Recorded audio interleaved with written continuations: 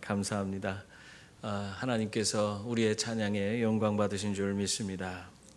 우리 좌우 옆에 있는 분들과 인사 나누겠습니다. 사랑합니다. 축복합니다.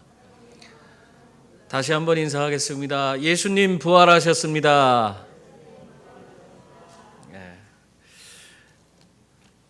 이 성경에 보면은 성경의 위대한 일들은 다 새벽에 이루어지는 것을 볼 수 있습니다. 그래서 그런지 어떤 성서학자가 성경의 위대한 역사는 다 새벽에 이루어졌다, 그런 얘기를 했어요. 정말 여러분 그 성경의 내용들 한번 살펴보면 참 일리가 있는 말씀입니다. 홍해가 갈라진 것이 언제 갈라졌습니까? 새벽에 갈라졌어요. 광야에서 만나가 떨어진 것도 새벽이요, 여리고성이 무너진 것도 새벽이었습니다. 뿐만 아니라 예수님께서 바로 이 새벽 미명에 부활하셨어요. 예수님의 부활도 새벽에 이루어졌어요. 요한복음 20장 1절에 보면 안식 후 첫날 일찍이 아직 어두울 때에 바로 예수님이 부활하셨다고 그렇게 말씀하고 있습니다. 그러므로 여러분, 우리가 새벽을 깨우는 그런 분들이 다 될 수 있기를 바랍니다. 그래서 하나님의 위대한 역사를 우리가 함께 이루어가는 그런 분들이 될 수 있기를 바랍니다. 그래서 새벽 기도 잘해야 되는 거예요. 우리가 새벽에 열심히 기도하는 사람들, 그 기도에 하나님께서 역사가 나타나도록 그렇게 만들어 주시는 줄 믿습니다. 우리 한국교회가 이렇게 부흥할 수 있는 것도 이것이 다 새벽 기도의 영성이라고 그렇게 얘기를 해요. 우리 한국교회가 놀라운 이 짧은 기간에 엄청난 부흥을 이룰 수 있었던 것이 우리 민족, 세계에서 아주 독특한 새벽 기도회를 하는 그런 민족이라는 것입니다. 그것이 다르기 때문에 우리가 이러한 놀라운 영적인 그런 부흥을 이룰 수 있었던 것입니다. 그러므로 여러분, 새벽을 깨우며 정말 하나님 앞에 더욱더 영적으로 정말 다가가는 그런 분들이 다 되시길 바랍니다. 안식일 다음 날 새벽 미명에 7 귀신 들렸던 막달라 마리아와 여자들, 그 마리아와 또 살로메와 이런 분들이 예수님이 이미 무덤에 놓인 그런 예수님이 십자가상에 돌아가신 후 그 무덤, 니고데모의 무덤에 모셨잖아요. 그 무덤을 향해 새벽 일찍이 나아갔습니다. 그랬을 때 그 무덤가에 가서 어떻게 해서든지 사정을 하고 예수님께 그 향유를 좀 발라드리려고 그렇게 갔더니 무덤 문이 활짝 열렸어요. 돌로 된 아주 굳건한 문인데 그건 아무나 그걸 열 수가 있는 게 아니에요. 그런데 그 문이 이미 굴러가 버렸어요. 그리고 그 무덤 안에 들어가 보니까 이미 아무것도 없는 거예요.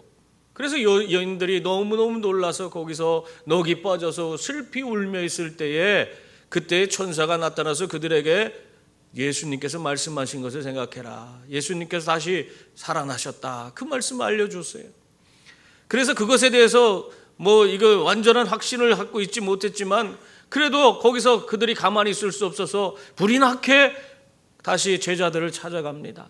찾아가서 제자들에게 지금 예수님 무덤이 열리고 그 안에 예수님이 계시지 않다, 그 얘기를 하니까 그 제자들이 막 정신없이 달려가기 시작했어요. 무덤에 달려가서 거기 갔더니 베드로가 그 무덤에 들어가서 보니까 무덤에 아무도 없고 거기에는 예수님이 덮고 있었던 수의가 그냥 이렇게 개켜져 있는 거예요. 이 사실을 확인한 다음에 이 제자들도 또한 예수님께서 죽었다가 살아나시리라 한 말씀, 그 말씀을 이들이 기억하게 된 겁니다. 여러분, 기독교는 2개의 기둥 위에 서 있다고 말할 수 있습니다. 한 기둥은 십자가 기둥이고 또 다른 한 기둥은 부활의 기둥인 것입니다.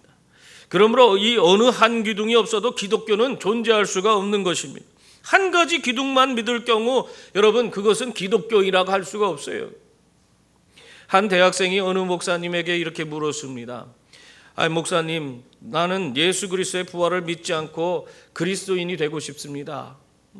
왜 초자연적인 사실, 그 기적 같은 그런 사실을 믿도록 강요하시는 겁니까? 나는 예수님 죽으셨다는 건 믿지만은 부활했다는 건 믿지 못해요. 그래도 나는 그리스도인이 되고 싶습니다. 그렇게 얘기를 하는 거예요. 그러니까 목사님이 그 얘기를 듣더니 그 학생에게 이렇게 대답했습니다. 학생이 그리스도의 부활을 믿지 않는 한 자신을 그리스도인이라고 주장할 근거가 없습니다. 성경은 우리 구주 예수 그리스도를 죽은 자 가운데서 다시 살리신 이 사건을 믿을 때에 비로소 구원을 얻는다고 말씀하기 때문입니다. 부활의 사건에 대한 체험이 없이는 아무도 진실한 의미에서 그리스도인이 될 수 없습니다. 그렇게 이야기를 해줬습니다. 여러분, 맞습니다. 우리 주님의 이 역사적인 부활, 주님이 다시 살아나셨다는 이 사실을 믿지 못하면은 우리의 믿음이 아무것도 아닌 거예요. 우리의 구원도 아무것도 아니에요. 다 헛소리예요. 예수 그리스도의 부활이 있어야만이 우리가 믿는 것이 온전해지고 그분 안에서 구원과 영생과 천국을 우리가 누릴 수 있는 거지. 예수 그리스도의 부활이 없으면 아무것도 아니에요. 그래서 그것에 모든 것이 그런 예수 그리스도의 부활이 없으면 헛되다고 바울이 성경에서 기록하고 있지 않습니까?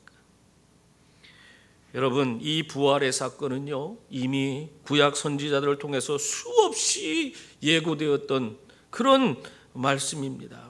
뿐만 아니라 예수님 자신도 수차례에 걸쳐서 자신의 부활에 대해서 말씀하셨어요. 또한 이 부활이 일어난 것을 우리가 구체적으로 역사적인 사실로 우리가 살펴보면 유대교의 안식일이 주일로 역사적으로 이게 바뀌었잖아요. 안식일이 주일로 바뀌었어요. 또 유대인들이 기독교로 개종한 수많은 그런 사건들이 있었습니다. 그런 모든 것들이 다 예수 그리스도께서 부활하셨다는 것을 증거하고 있는 것입니다. 가장 예수 그리스도의 부활을 증거하는 가장 큰 그런 증거가 뭐냐? 그 하나가 두 가지가 있는데 그 하나가 바로 예수 그리스도의 빈 무덤입니다. 예수님은 무덤이 없어요. 예수 그리스도의 빈 무덤이 바로 예수님께서 부활하셨다는 것을 증명하고 있습니다. 그 예수님의 빈 무덤 앞에 뭐라고 써 있는지 아세요? 거기에는 He is not here, He is not risen. 다른 말이 아니에요. 그는 여기 계시지 않습니다. 그는 부활하셨습니다. 그렇게 거기에 기록되어 있어요. 또 한 가지 증거는 이 제자들이요, 예수 그리스도의 부활을 경험한 다음에 놀라운 급격한 변화를 이루는 걸 볼 수 있습니다. 처음에 예수님의 제자들이 예수님 말씀 듣고 각 처에 가서 복음을 전할 때는 어떻게 했습니까? 천국 복음을 전했어요. 천국이 가까웠습니다 하는 복음을 전했어요. 그러나 예수 그리스도께서 부활하신 이후로 그 부활을 체험한 이 제자들은 이제 나아가서 천국이 가까워졌다 그는 얘기를 하지 않아요. 무슨 얘기를 합니까? 너희가 십자가에 달아 죽인 예수, 그분께서 다시 살아나셨다, 예수께서 부활하셨다 하는 것을 증거하기 시작했습니다. 그 복음의 메시지가 완전히 달라진 거예요. 부활하셨기 때문에 그렇게 변화된 것입니다. 베드로가 예루살렘에서 전한 것이나 바울이 이방에서 전파한 하나님의 복음의 주제가 바로 이 부활의 소식인 것입니다. 예수님은 약 2000년 전에 이 거룩한 주일에 부활하신 줄 믿습니다. 안 믿어요? 예수님은 2000년 전에 이 거룩한 부활주일에 부활하신 줄 믿습니다. 네. 그러므로 이 부활주일 아침에 우리가 가져야 될 그런 신앙이 있습니다. 그것이 바로 뭐냐? 부활신앙인 거예요. 부활신앙이란 것은 무엇이냐면 예수님의 부활이 바로 내 부활이라 하는 것을 믿는 것입니다. 여러분, 현대 교인들 가운데서는요, 고린도 교회의 그 교인들처럼 예수님의 부활은 믿으면서도 자기의 부활은 믿지 않는 그런 사람들이 있어요. 참 어떻게 보면 안타까운 현실입니다. 자기의 부활을 믿지 않는 사람들은 사실상은 그리스도의 부활도 믿지 않는 거예요. 그리스도의 부활이 있기 때문에 내 부활이 있는 건데, 내 부활을 믿지 않는다는 것 자체는 또 그리스도의 부활조차도 부인하는 것이 되기 때문에 그렇습니다. 그래서 바울은 고린도전서 15장 12절에 이 고린도 교인들에게 이렇게 얘기하고 있어요. 그리스도께서 죽은 자 가운데서 다시 살아나셨다 전파되었거늘 너희 중에서 어떤 사람들은 어찌하여 죽은 자 가운데서 부활이 없다 하느냐, 그렇게 질문하고 있습니다. 그러면서 그리스도와 우리의 부활을 믿을 수 없다면 우리의 전파하는 것이 헛되고 우리의 믿음도 헛된 것이다, 그렇게 그 고린도 교인들에게 선포하고 있습니다. 여러분, 그러므로 부활신앙이란 그리스도의 부활뿐만 아니라 나의 부활도 믿어야 하는 줄 믿습니다. 그런 의미에서 오늘 읽은 본문, 이 말씀이 중요해요. 오늘 우리가 읽은 본문 말씀은 나는 부활이요 생명이니 나를 믿는 자는 죽어도 살겠고 살아서 나를 믿는 자는 영원히 죽지 아니하리라. 아멘. 여러분, 이 말씀에 여러분 아멘 할 수 있습니까? 이거에 아멘 할 수 있어야 돼요. 우리가 이렇게 믿고 정말 내가 죽어도 살겠고 살아서 주님 믿고 나는 영생한다 하는 것을 우리가 믿어야 돼요. 그런 믿음이 있을 때 우리는 세상 가운데에서 두려움이 없는 거예요.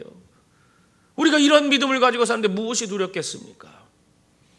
많은 오늘날 현대인들이 정말 암에 걸리지 않을까 얼마나 두려워하는지 몰라요. 대다수가 사망하는 그 원인이 다 암으로 인해서 결국에는 마지막에 죽어가요. 그렇기 때문에 혹시 내가 암이 걸리면 어떡하나 하는 걱정 가운데 살아가는 자들이, 그런 사람들이 많습니다. 또 어떤 분은 장거리 여행하다 교통사고를 당하지 않을까, 또 어떤 분은 또 이 불경기 가운데서 내 사업이 부도나진 않을까, 또 내가 명예퇴직 당해서 또 내 먹고 사는 문제 때문에 내가 고통받지 않을까, 늘 그냥 살아가면서 염려, 근심, 걱정하면서 살아가고 있는 걸 볼 수 있습니다. 세상 가운데서 얼마나 두려워하고 사는지 몰라요. 그러나 분명히 기억하시기 바랍니다. 죽음조차도 두려워하지 않는 사람이 이 세상에서 무엇이 두려울 게 있겠습니까? 하나님 한 분 외에는 우린 두려울 게 없는 거예요. 죽음조차도 우리가 두려워하지 않는데 뭐가 두려워? 두려울 것이 없는 것입니다. 그러므로 부활신앙이란 예수 그리스도의 부활뿐만 아니라 나의 부활도 믿고 우리가 정말 이 땅에서 어떠한 어려움과 고난도 능히 이겨내게는 그런 신앙을 말하는 것입니다. 그러므로 여러분, 이 부활신앙을 우리가 온전히 소유해서 이 험한 세상을 믿음으로 이겨내고 승리하는 주의 자녀들이 다 될 수 있기를 바랍니다. 기도하겠습니다. 은혜로우신 하나님 아버지,